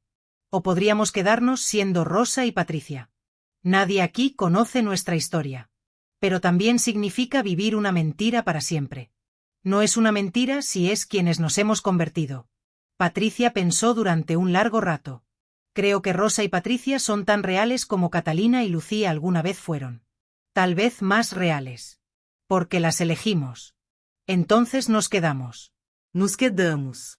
Pero, mamá, quiero ir a la misa conmemorativa. Quiero despedirme de papá apropiadamente. Podemos hacer eso. Era arriesgado, lo sabía, pero también era necesario para su sanación. Está bien. Iremos a Morelia por un día para la misa. Después, volveremos a Calvillo, a nuestra vida real. Un mes después, en junio de 2011, Patricia y yo tomamos un autobús de regreso a Morelia. Era la primera vez que regresábamos desde nuestra huida, más de un año atrás. La ciudad se veía igual, las mismas calles coloniales, los mismos edificios, el mismo mercado donde solía comprar verduras. Pero nosotras éramos diferentes. Ya no éramos las mujeres asustadas que habían huido en la noche. Éramos sobrevivientes, éramos más fuertes. La misa se realizó en la iglesia de San Francisco. Había aproximadamente 30 personas, familia, vecinos, algunos compañeros de trabajo de Raúl. Nos sentamos en la parte trasera, tratando de ser discretas. Tomás nos vio y vino a saludarnos. Catalina, Lucía, gracias por venir. Es Patricia ahora, dijo mi hija con firmeza. Lucía ya no existe. Tomás pareció confundido, pero asintió con la cabeza. Patricia, entonces. Tu padre, a pesar de todo, te amaba. Quiero que lo sepas. Si me amaba, respondió Patricia con una voz tranquila pero firme, tenía una manera extraña de demostrarlo. Durante la misa, Patricia lloró silenciosamente. Yo sostuve su mano, dándole la fuerza que necesitaba para superar este momento. Después, en el cementerio, observamos desde la distancia mientras enterraban las cenizas de Raúl. No nos acercamos. No era necesario. ¿Te sientes mejor? Le pregunté a Patricia cuando todo terminó. Sí. Ahora puedo dejarlo ir. Esa tarde, antes de tomar el autobús de regreso a Calvillo, caminamos por nuestra antigua calle, frente a nuestra casa, la casa donde Patricia nació, donde vivimos como una familia. Ahora pertenecía a otra gente. Había niños jugando en el patio donde solíamos tener nuestro tendedero. ¿Extrañas esto?, preguntó Patricia. Extraño lo que podría haber sido, pero no extraño lo que era. Yo tampoco. Subimos al autobús de regreso a Aguascalientes. Mientras Morelia desaparecía por la ventana, sentí un cierre que no sabía que necesitaba. Catalina y Lucía habían tenido su despedida. Ahora, Rosa y Patricia podían vivir plenamente. Queridos amigos, hemos llegado al momento en que finalmente cerramos el capítulo de Morelia y nos dedicamos por completo a nuestras nuevas vidas como Rosa y Patricia. Si han estado conmigo hasta aquí, si entienden que sanar requiere dejar ir el pasado, aunque duela, les invito a darle un me gusta a este vídeo y suscribirse a Relatos de Abuelos. Dejen un comentario con la palabra sanación si creen que el tiempo y la distancia pueden curar incluso las heridas más profundas. Ahora, permítanme contarles cómo florecimos en los años siguientes y el momento en que Patricia tuvo que tomar su propia decisión sobre quién quería ser. Después de regresar de Morelia en junio de 2011, Patricia y yo nos dedicamos completamente a construir nuestras vidas en Calvillo. Fue como si la misa conmemorativa hubiera cerrado una puerta que nos había estado persiguiendo, permitiéndonos finalmente caminar hacia adelante sin mirar constantemente por encima del hombro. Patricia terminó la preparatoria en 2013 con honores académicos. Era la mejor estudiante de. Aquí está la traducción y reescritura del texto al español, ampliado y profundizado como solicitado. En su clase de matemáticas y ciencias, Patricia destacaba. Su maestra, la profesora Mariana, me llamó una tarde, su voz seria al otro lado de la línea, para conversar sobre el futuro de mi hija. Señora Sandoval, me dijo con firmeza, Patricia posee un talento verdaderamente excepcional. Debería considerar seriamente la posibilidad de asistir a la universidad, tal vez para estudiar ingeniería o incluso medicina. Tiene un potencial enorme. La sinceridad de su evaluación me conmovió, pero también me confrontó con una dura realidad. No tenemos dinero para la universidad, respondí con honestidad, sintiendo un nudo formarse en mi garganta. La profesora Mariana, sin embargo, no se rindió. Existen becas, programas de apoyo financiero, insistió. Con sus calificaciones sobresalientes, Patricia podría conseguir financiamiento completo. Hay muchas opciones disponibles. Esa misma noche, después de la cena, me senté con Patricia en la pequeña mesa de la cocina. La luz tenue iluminaba su rostro mientras le hablaba de las posibilidades que se abrían ante ella. Universidad, repitió ella, sus ojos iluminándose con una chispa de esperanza y asombro. ¿De verdad crees que podría ser posible? La profesora Mariana lo cree firmemente y yo también, le aseguré. Pero, ¿qué hay de ti, mamá?, preguntó Patricia, su mirada llena de preocupación. No puedo dejarte sola, mija. La invadí con recuerdos de toda mi vida, desde que tenías 14 años, que ha girado en torno a mantenerte a salvo, a protegerte del peligro. Ahora tienes 18, le dije, tratando de transmitir la urgencia de este momento. Es tiempo de que tengas tu propia vida, de que persigas tus sueños. Pero el miedo seguía presente, acechando en las sombras. Pero me da miedo, confesó Patricia, su voz temblorosa. ¿Y si alguien investiga mi pasado? ¿Y si descubren que Patricia Sandoval no existía antes de 2010? Intenté tranquilizarla, aunque mis propias dudas persistían. Tu acta de nacimiento es real. Está en el sistema oficial. Nadie va a cuestionar nada. Pero Patricia no se convencía fácilmente. ¿Y si quiero ser doctora?, insistió. Los médicos necesitan pasar verificaciones de antecedentes muy estrictas. Era una preocupación válida, lo sabía. La idea de que nuestro pasado pudiera alcanzarnos, de que la fachada que habíamos construido con tanto esfuerzo pudiera desmoronarse, me aterraba.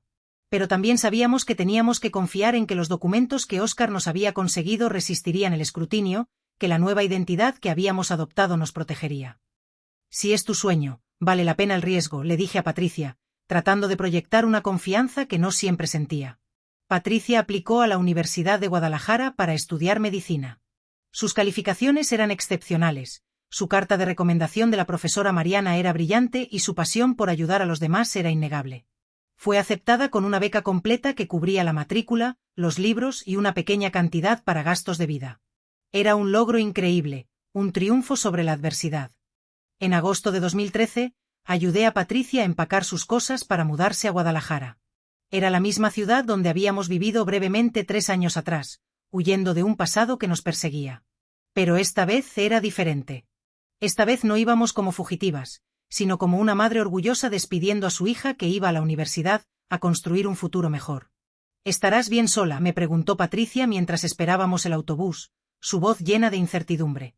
Estaré bien y no estaré sola, le respondí con una sonrisa. Tengo mi trabajo, mis clientes, la comunidad aquí. Te voy a extrañar, y yo a ti. Pero esto es lo que se supone que pase. Los hijos crecen, se van, construyen sus propias vidas. Intenté sonar segura, pero la verdad era que la idea de estar sin ella me asustaba. Voy a llamarte todas las semanas, le prometí. Más vale, respondió Patricia con una sonrisa. Cuando el autobús se alejó, llevándose a mi hija hacia su futuro, lloré. Pero eran lágrimas de orgullo más que de tristeza. Habíamos sobrevivido, habíamos escapado. Y ahora Patricia tenía la oportunidad de ser todo lo que podía ser, de alcanzar su máximo potencial. Los años siguientes fueron de crecimiento para ambas. Patricia prosperó en la universidad. Sus calificaciones eran excelentes, su dedicación inquebrantable. Hizo amigos, otros estudiantes de medicina que compartían su pasión por ayudar a la gente. Se sentía realizada, útil, parte de algo más grande que ella misma. En su 3er año, conoció a un joven llamado Miguel, también estudiante de medicina, que la trataba con el respeto y el cariño que merecía. Era un hombre bueno, inteligente, compasivo, que veía en Patricia algo especial. Mamá, creo que estoy enamorada, me dijo por teléfono una noche en 2016, su voz llena de emoción. Cuéntame sobre él, le pedí, sintiendo una mezcla de alegría y aprensión. Es amable, inteligente, gracioso, comenzó Patricia. Quiere ser cirujano pediátrico. Y lo mejor de todo es que me trata como su igual, como una compañera, no como una propiedad. Sonaba maravilloso, lo admito, pero una sombra de preocupación persistía en mi mente. Suena maravilloso, le dije, pero hay solo un problema. ¿Cuál?, preguntó Patricia, su voz tensa. Quiere conocer a mi familia, quiere saber sobre mi pasado. Y no sé qué decirle. Era el dilema que sabíamos que eventualmente enfrentaríamos, el obstáculo que siempre había estado presente en nuestra relación. ¿Cuánto de la verdad compartimos con las personas que amamos? ¿Cuándo dejamos que alguien nuevo entre en nuestro círculo de secretos? ¿Confías en él?, pregunté, mi voz llena de precaución. Sí, respondió Patricia sin dudarlo. ¿Crees que se quedaría si supiera la verdad? La pregunta colgó en el aire, pesada con la incertidumbre. No lo sé, confesó Patricia. Esa es la parte que me asusta. Entonces, necesitas decidir, le dije. ¿Vale la pena el riesgo de perderlo por ser honesta? ¿O prefieres construir una relación sobre mentiras? Sabía que era una decisión difícil, que no había una respuesta fácil. Patricia no respondió inmediatamente. Necesitaba tiempo para reflexionar, para sopesar las opciones, para escuchar a su corazón. Una semana después, me llamó de nuevo, su voz temblorosa. Se lo conté todo, dijo. Mi corazón se detuvo, dijo. Todo sobre Catalina y Lucía, sobre Esteban, sobre los nombres falsos. Todo. Y al principio estaba en shock, continuó Patricia, pero después dijo que entendía, que lo que hiciste fue increíblemente valiente, que no cambió cómo se sentía sobre mí, porque mi pasado no define quién soy hoy.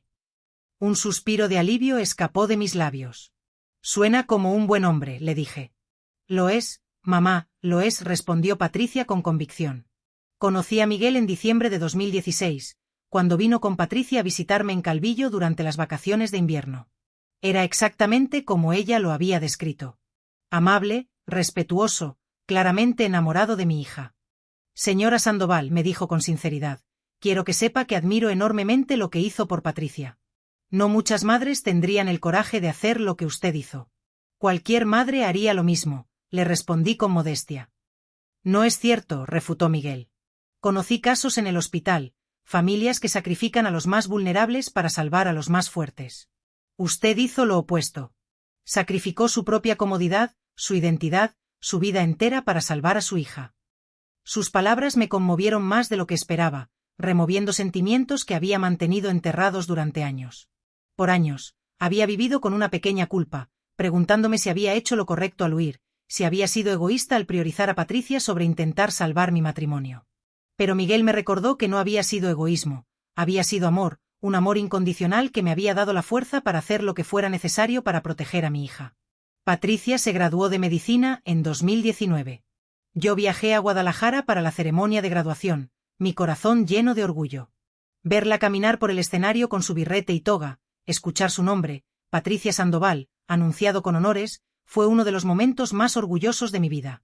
Lo lograste, mija, le dije después, abrazándola fuerte. Lo logramos, mamá, respondió Patricia, con los ojos llenos de lágrimas. No lo habría logrado sin ti. Ese mismo año, Patricia comenzó su residencia en pediatría en el Hospital Civil de Guadalajara. Miguel estaba en su residencia de cirugía en el mismo hospital. Vivían juntos en un pequeño departamento cerca del hospital, trabajando turnos agotadores pero felices, dedicados a servir a los demás. Yo continué en Calvillo, ahora con 64 años, todavía lavando y planchando ropa, aunque mis manos estaban más artríticas y mi espalda dolía más. Pero no me importaba. Mi hija era doctora, había roto el ciclo de pobreza y violencia que había definido nuestras vidas en Morelia. Era un sueño hecho realidad. En 2020, llegó la pandemia de COVID-19. Patricia estaba en la línea del frente, trabajando turnos de 16 horas en el hospital, tratando a pacientes con el virus, poniéndose en peligro cada día. Me preocupaba por ella, temía por su seguridad, pero también sentía una profunda admiración por su valentía y su dedicación. Si alguna vez han visto a sus hijos convertirse en héroes, diría yo, si han visto que sus sacrificios produjeron frutos más allá de lo que imaginaron, compartan este vídeo. El amor de madre planta semillas que florecen generaciones después. Suscríbanse para escuchar cómo la pandemia nos cambió y la decisión que Patricia tuvo que tomar sobre su identidad. Los primeros meses de la pandemia fueron aterradores. Patricia me llamaba cada noche agotada, a veces llorando por los pacientes que había perdido ese día. La impotencia de no poder salvarlos, el sufrimiento que presenciaba, la estaban afectando profundamente. No sé cuánto más puedo hacer esto, mamá, me dijo una noche en abril de 2020, su voz llena de desesperación. Eres más fuerte de lo que crees, le respondí, tratando de infundirle esperanza. Hoy murieron 3 niños, 3, sollozó Patricia, y no pude salvarlos. Pero salvaste a otros, le recordé. Sé que lo hiciste. Me preguntó, ¿cómo sabías que quería ser madre? ¿Cómo sabías que podías manejar la responsabilidad de otra vida? No lo sabía, le dije. Nadie lo sabe hasta que sucede. Pero el amor te da una fuerza que no sabías que tenías. Te amo, mamá, dijo Patricia. Y yo te amo, mija, le respondí. Durante la pandemia, debido a las restricciones de viaje, Patricia y yo no nos vimos en persona durante casi un año. Hablábamos por videollamada cada semana, pero no era lo mismo que abrazarla, que verla en persona. La distancia física era dolorosa, pero el vínculo que nos unía era inquebrantable. En noviembre de 2020, después de que las restricciones se relajaron un poco, Patricia vino a visitarme en Calvillo. Traía a Miguel con ella. Mamá, tengo noticias, dijo cuando llegaron, su rostro radiante. Buenas noticias. Miguel me propuso matrimonio. Acepté. Mi corazón se llenó de alegría. Felicidades, mi hija, le dije, abrazándola con fuerza. ¿Cuándo es la boda? Ese es el asunto, respondió Patricia, su voz tomando un tono más serio. Queremos casarnos en la iglesia, lo cual significa que necesitamos documentos oficiales, actas de nacimiento, identificaciones, todo. ¿Ya tienes documentos? Pregunté, mi corazón comenzando a latir más rápido. Sí, Pero Miguel quiere hacer las cosas bien. Quiere que su familia me conozca, y su familia es gente curiosa. Van a hacer preguntas. Van a querer saber sobre mi pasado, sobre mi familia extendida. ¿Y qué vas a decir?, pregunté, temerosa de la respuesta. No lo sé. Por eso vine. Necesito tu consejo, mamá. ¿Seguimos siendo Rosa y Patricia? ¿O este es tiempo de contar la verdad completa? Era la pregunta que había estado esperando durante años, la pregunta que sabía que eventualmente tendríamos que enfrentar. ¿Qué quiere Miguel?, pregunté. Él dice que es mi decisión, que me apoyará, sea lo que sea que elija, respondió Patricia. ¿Y tú qué quieres tú? Patricia se sentó en el sofá, sus manos entrelazadas con las de Miguel. Quiero ser honesta, dijo, su voz llena de emoción. Estoy cansada de vivir con secretos, pero también tengo miedo. Miedo de que si la verdad sale a la luz, mi carrera médica podría estar en riesgo. Los documentos que conseguimos técnicamente son fraudulentos. Si alguien investiga a fondo, ¿podrías perder tu licencia médica?, pregunté, mi voz temblorosa. Sí, respondió Patricia. Entonces, la pregunta es, ¿vale la pena? Miguel habló por primera vez. Señora Sandoval, dijo con respeto, creo que la pregunta correcta es diferente. No es si vale la pena el riesgo, es qué tipo de vida quiere Patricia tener. Una vida construida sobre la verdad, aunque sea complicada y arriesgada, o una vida construida sobre secretos seguros. Era sabio para su edad. ¿Y tú qué elegirías?, le pregunté a Miguel. Yo elegiría la verdad, respondió, pero no es mi decisión, es de Patricia. Patricia miró a Miguel, después a mí. Mamá, ¿qué hiciste tú durante todos estos años?, preguntó. ¿Te arrepentiste de crear a Rosa Sandoval? Era una pregunta profunda, una que requería una respuesta honesta. No me arrepiento, dije finalmente. Rosa Sandoval me salvó. Nos salvó. Nos dio la oportunidad de empezar de nuevo cuando Catalina Mendoza estaba atrapada. Pero dude. ¿Pero qué?, preguntó Patricia. Pero también hay una libertad en ser quien realmente eres, respondí, en no tener que recordar qué mentira dijiste a qué persona, en poder hablar de tu pasado sin editar cada detalle. Entonces, ¿crees que debería revelar la verdad?, preguntó Patricia, buscando mi aprobación. Creo que debes hacer lo que te permita dormir en paz por la noche, le dije. Y solo tú sabes qué es eso. Mis queridos, continuaría yo, hemos llegado al momento donde Patricia tuvo que decidir entre vivir como Patricia Sandoval con secretos o reclamar su verdadera identidad como Lucía Mendoza. Si han estado conmigo hasta aquí, si entienden que la identidad es más compleja que un nombre en un papel, denle me gusta a este vídeo y suscríbanse a Relatos de Abuelos. Comenten identidad, si creen que podemos ser dos personas al mismo tiempo, quién éramos y quién nos convertimos. Ahora, déjenme contarles la decisión que Patricia tomó y cómo cambió nuestras vidas para siempre. Después de nuestra conversación en noviembre de 2020, Patricia y Miguel regresaron a Guadalajara para considerar sus opciones. Me llamaba casi cada noche, procesando sus pensamientos en voz alta, compartiendo sus miedos y sus esperanzas. Hoy una paciente me preguntó de dónde era mi familia, me contó una noche. Le dije Querétaro, como siempre, pero se sintió mal. Mamá, se sintió como traicionar mi verdadero origen. ¿Y qué hay de malo en eso?, le pregunté. Nada está mal con Querétaro, respondió Patricia, pero no es mi historia. No es de dónde vengo. Cada vez que miento sobre mi pasado, siento que estoy borrando a la niña que fui, borrando lo que sobreviví. Pero también es protegerte, le recordé. Lo sé. Y esa es la parte confusa. No sé dónde termina la protección y comienza la negación. Era un dilema genuino, sin respuestas fáciles. En diciembre de 2020, Patricia tomó una decisión. Me llamó en Nochebuena, su voz llena de determinación. Mama, decidí. Voy a contar mi historia. ¿Estás segura?, pregunté, mi corazón latiendo con fuerza. No, respondió Patricia, pero estoy cansada de esconderme. Estoy cansada de que Raúl y Esteban sigan teniendo poder sobre mí una década después. Quiero recuperar mi narrativa. ¿Qué vas a hacer?, pregunté.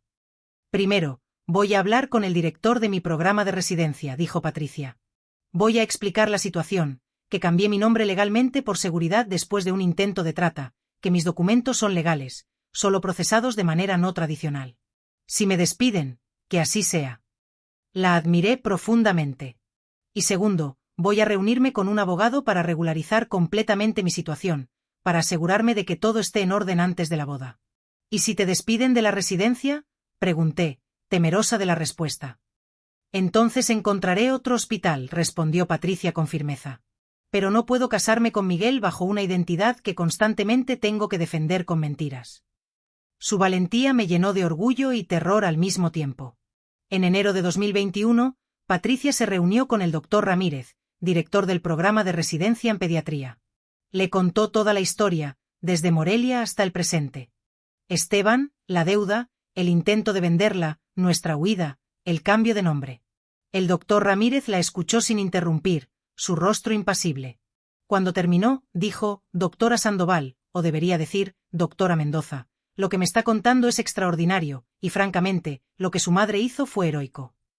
Aliviada, Patricia preguntó, ¿eso significa que no me va a despedir? ¿Despedirla por sobrevivir, por escapar de traficantes? No, pero si necesito verificar que sus credenciales médicas y educativas son válidas. Lo son, respondió Patricia. Me gradué legítimamente de la Universidad de Guadalajara como Patricia Sandoval.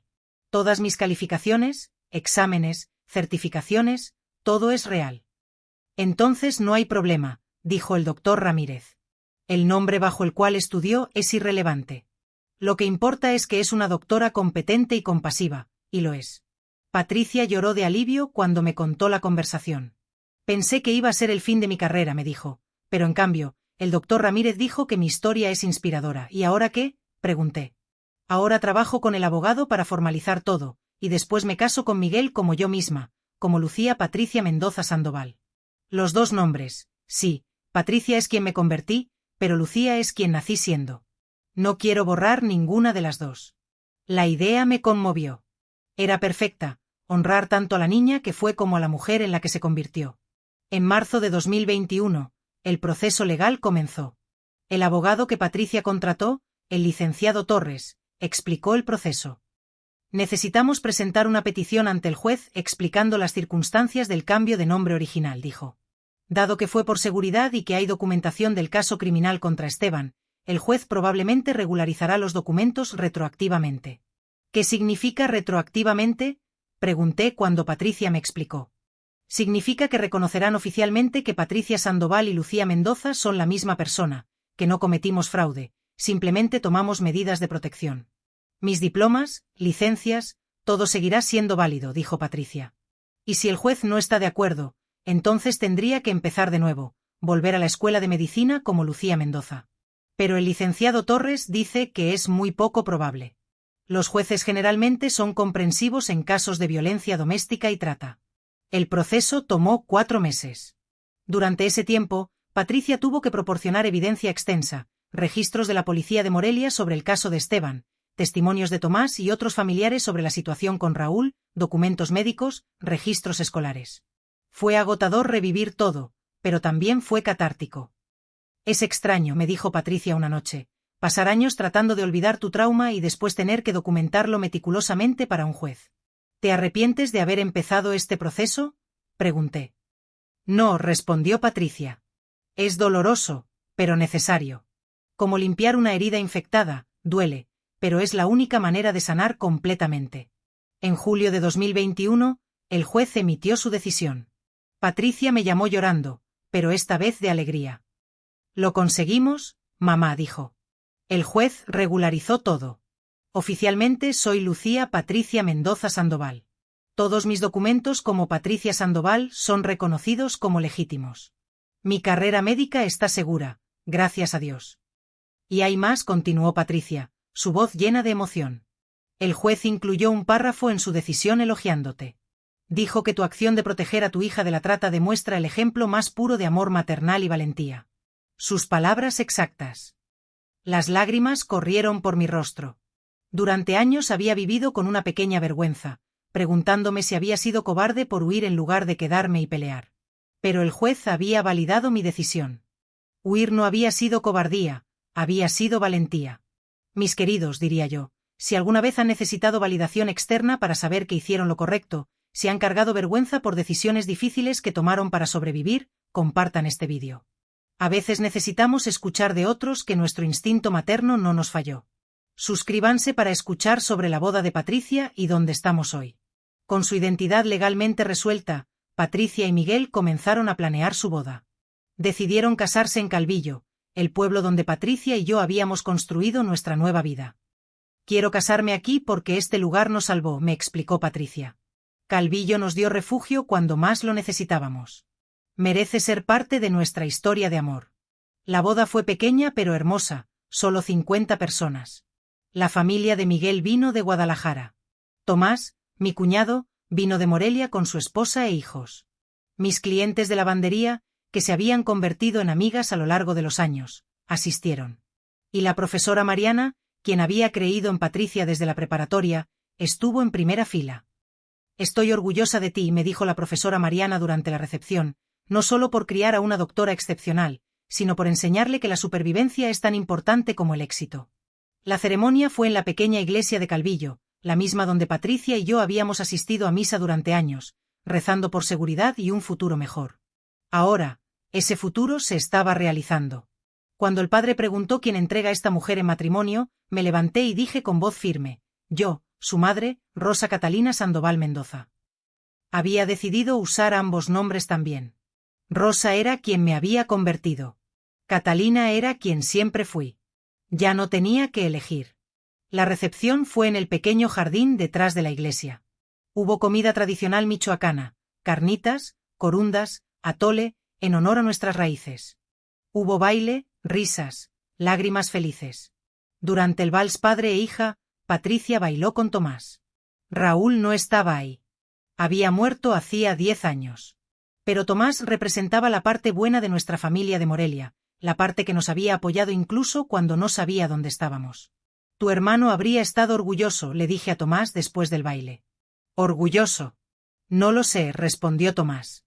Raúl cometió errores terribles, pero creo que en algún lugar profundo amaba a su hija, solo que su adicción era más fuerte que su amor. Las adicciones destruyen familias. Sí, pero ustedes sobrevivieron, le dije, y eso es lo que importa. Esa noche, cuando todos se habían ido y solo quedábamos Patricia, Miguel y yo limpiando, mi hija me abrazó fuerte. Gracias, mamá, por todo, dijo, por salvarme, por sacrificar tu vida para que yo pudiera tener la mía, por ser la mujer más fuerte que conozco. No soy fuerte, le respondí, solo soy una madre. Eso es lo mismo, dijo Patricia con una sonrisa. Miguel se unió al abrazo. Señora Sandoval Mendoza, dijo, quiero que sepa que voy a pasar el resto de mi vida asegurándome de que Patricia sea tan feliz como merece ser. Lo sé, le respondí, por eso te dejé casarte con ella. Los tres reímos.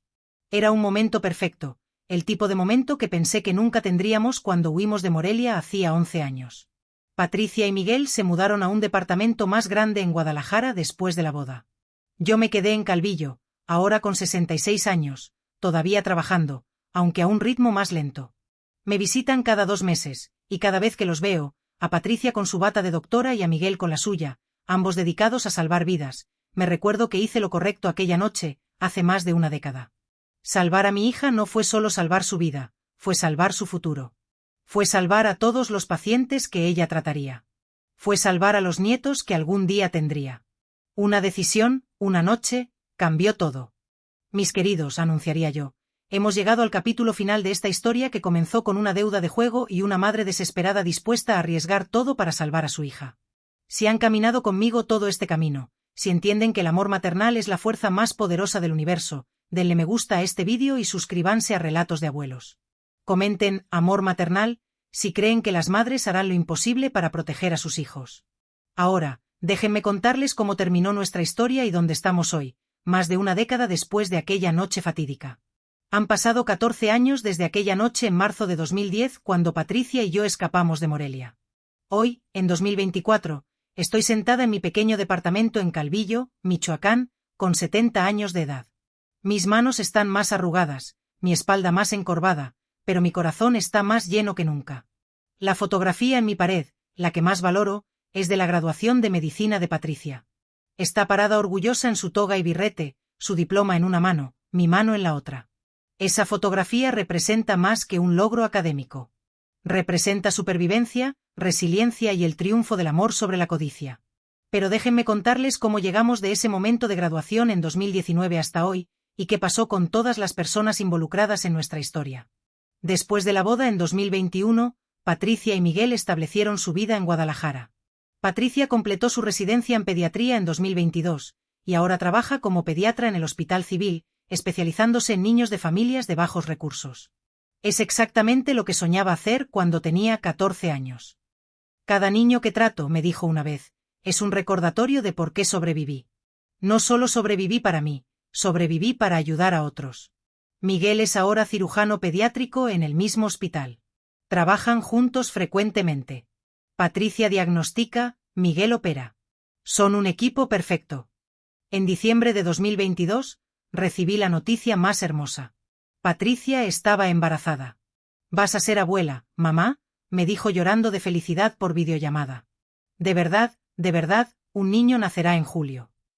Lloré durante horas después de colgar. Iba a ser abuela. La niña que casi fue vendida a un traficante ahora traería nueva vida al mundo. Mi nieto, mi precioso Emilio, nació el 15 de julio de 2023. Pesó 3 kilos exactos, con pulmones fuertes y ojos curiosos. Viajé a Guadalajara para estar presente en el parto. Cuando Patricia me puso ese bebé en brazos por primera vez, sentí que el círculo se había completado. «Hola, Emilito», susurré. «Tu abuela te va a contar una historia algún día sobre cómo casi no existías, sobre cómo tu mamá sobrevivió lo imposible». «No todavía», rió Patricia desde la cama del hospital. «Déjalo crecer un poco primero». Emilio tiene 15 meses ahora. Es un niño feliz, saludable, rodeado de amor. No sabe, no puede saber todavía, la oscuridad que su madre tuvo que atravesar para darle vida. Pero algún día lo sabrá, y entenderá que viene de una línea de mujeres fuertes que no se rinden. Pero nuestra historia no es solo sobre nosotras. ¿Recuerdan a Esteban, el prestamista que intentó comprar a mi hija? Murió en prisión en 2018, asesinado por otro preso que descubrió que Esteban era traficante de niños. Incluso entre criminales hay una jerarquía de maldad. Los traficantes de niños están en el fondo. Cuando me enteré de su muerte, no sentí alegría, tampoco sentí tristeza, solo sentí alivio. Un monstruo menos en el mundo. Y Raúl, mi difunto esposo, murió solo en 2011, su hígado destruido por el alcohol.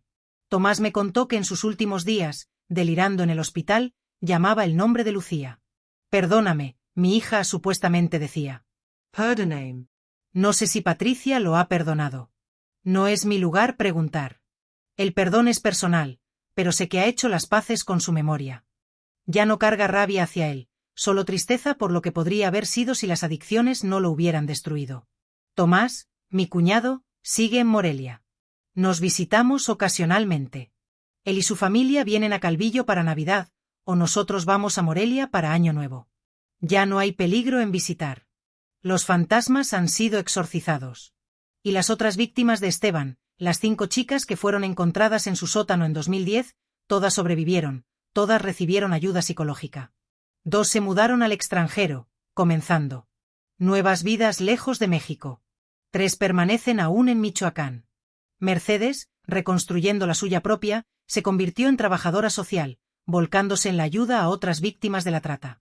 Tu historia me inspiró profundamente, me confesó Mercedes cuando nos conocimos en una conferencia sobre la trata en 2020. Había escuchado cómo lograste escapar con tu hija justo antes de que Esteban pudiera arrebatártela. Me hizo comprender que la resistencia es, en efecto, posible. Su gratitud me tocó el alma. Yo jamás me había visto a mí misma como una fuente de inspiración, sino simplemente como una madre consumida por la desesperación. Pero para ella, yo representaba la esperanza personificada. Mi vida hoy es sencilla, carente de lujos, pero profundamente satisfactoria. Ya no me dedico a lavar ropa para otros. Mis manos, castigadas por la artritis, ya no tienen la fuerza suficiente para soportar ese peso. En cambio, me gano la vida realizando trabajos de costura ligeros, arreglos de ropa, bordados delicados. Trabajo desde la comodidad de mi hogar, a mi propio ritmo, sin presiones. Vivo modestamente gracias a mi pensión de adulto mayor y al dinero que Patricia y Miguel me envían cada mes, a pesar de que siempre les repito que no es necesario, ellos insisten con amor. Mamá, pasaste 11 largos años sacrificándote por mí, me recuerda Patricia. Ahora es mi turno de cuidarte a ti. Mi rutina diaria es apacible, marcada por la tranquilidad. Despierto alrededor de las 7 de la mañana, con los primeros rayos del sol. Disfruto de un delicioso café acompañado de pan dulce, un pequeño placer que me alegra el inicio del día. Leo el periódico para mantenerme informada de los acontecimientos del mundo. Luego, me dedico a mis labores de costura, poniendo mi creatividad y habilidad en cada puntada. Por las tardes, me gusta dar un paseo por Calvillo, saludando a los vecinos que, con el tiempo, se han convertido en mi familia extendida. Los domingos, asisto a misa en la misma iglesia donde Patricia celebró su matrimonio, un lugar lleno de recuerdos y significado. Cada noche, antes de cerrar los ojos y entregarme al descanso, contemplo la fotografía de Patricia en su graduación y doy gracias. Gracias por haber tomado la decisión correcta aquella noche fatídica. Gracias por haber tenido el coraje de huir cuando lo más fácil habría sido resignarme a mi destino. Gracias porque Patricia no solo sobrevivió a esa pesadilla, sino que también logró prosperar y construir una vida plena. Queridos amigos, si alguna vez se han enfrentado a decisiones imposibles para proteger a quienes aman, si han sacrificado su propia comodidad por la seguridad de sus hijos, les invito a compartir este vídeo. Las historias de supervivencia necesitan ser contadas y escuchadas para que otros sepan que escapar del horror siempre es posible. Suscríbanse para escuchar más relatos de abuelas que lograron sobrevivir a lo impensable, superando obstáculos inimaginables. Hace apenas 2 meses, en agosto de 2024, Kenicia me llamó con una propuesta que me llenó de emoción. Mamá, quiero escribir un libro sobre nuestra historia, sobre todo lo que pasó con Esteban, con papá, con nuestra dolorosa huida. Creo que podría ser de gran ayuda para otras familias que se encuentren en situaciones similares. Me propuso escribir un libro con nuestros nombres reales, sin ocultar nada. Sí, ya no tenemos nada que esconder. Esteban está muerto, papá también, y sus cómplices están tras las rejas, pagando por sus crímenes. Ya no corremos ningún peligro. Y nuestra historia merece ser contada, para que sirva de ejemplo y esperanza. Me preguntó si me avergonzaría que el mundo entero supiera que mi propio padre intentó venderme. Al principio, la idea me causó cierta inquietud, pero después lo comprendí. No es mi vergüenza la que debo cargar, es la vergüenza que le corresponde a él. Yo solo fui una niña indefensa, en peligro. Él fue el adulto que tomó decisiones terribles, decisiones imperdonables. Contar nuestra historia no me convierte en víctima, me convierte en una sobreviviente. Su sabiduría me dejó sin palabras. Entonces escribe el libro, le dije. Cuenta nuestra historia. Si logramos salvar aunque sea una sola niña de un destino similar, habrá valido la pena todo el sufrimiento. Patricia está trabajando arduamente en la escritura de ese libro. Me envía capítulos para que los revise, para que dé mi opinión. Es difícil leerlos, revivir esos momentos tan terribles, tan dolorosos, pero al mismo tiempo es catártico, liberador. Es cerrar el círculo definitivamente, dejar atrás ese pasado oscuro. El libro se publicará en 2025. Se titulará Las que escaparon, una historia de trata, deuda y amor maternal. Quiero que todo el mundo sepa, me explicó Patricia, que las deudas de juego no son solo problemas financieros, destruyen familias enteras, las desintegran por completo. Y que los prestamistas usureros no son solo molestos, son peligrosos, representan una amenaza real. Y que la trata no siempre involucra a extraños secuestrando niños en la calle. A veces, involucra a padres que venden a sus propios hijos, cegados por la ambición y la desesperación. Tiene toda la razón, nuestra historia necesita ser contada, necesita ser escuchada. Pero también quiero que sepan ustedes, que me han acompañado hasta aquí, que nuestra historia no es solo horror, no es solo sufrimiento, también es una historia de esperanza, de amor incondicional. Es la historia de una madre que eligió a su hija por encima de su esposo, por encima de todo. Es la historia de una niña que sobrevivió a la adversidad y logró prosperar, a pesar de todo. Es la historia de una familia que se reconstruyó después de haber sido destruida por la maldad.